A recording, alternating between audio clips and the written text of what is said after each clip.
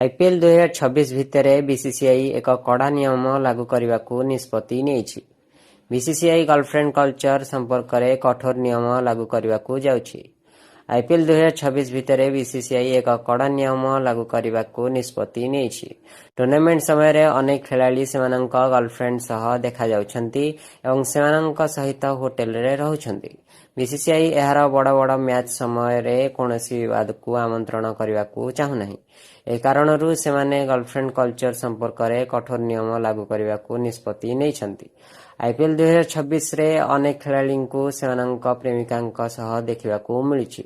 खिलाड़ी माने केवल सेमानंक प्रेमिका सहित बाहर एवं एणे तेणे देखा जाउनाहांती, बरं केतेक सेमानंक सहित सेमानंक होटेल रे मध्य रहुछंती।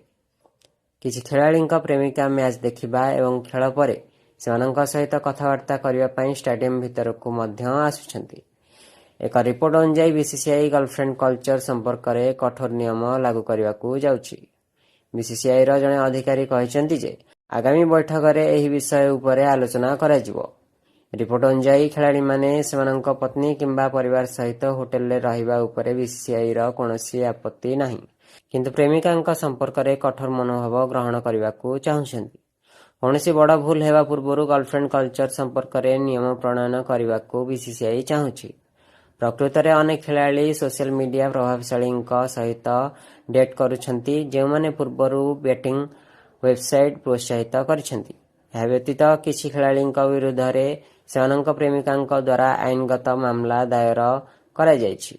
रिपोर्ट रे कहा जायछि जे बीसीसीआई एहार दुर्नीति निवारण कमिटी सहित मिसी आईपीएल रे गर्लफ्रेंड कल्चर संपर्क में नियम प्रणयन करने को निष्पत्ति नहीं। यह नियम गुड़िक आईपीएल परवर्ती सीजन रु कार्यकारी हो पारे। यह नियम गुड़िक केवल आईपीएल पर नुहे बरं अंतर्जातीय गस्तरे टीम इंडिया पर लागू करा जिवो। ब्यूरो रिपोर्ट, नवीकरण टीवी।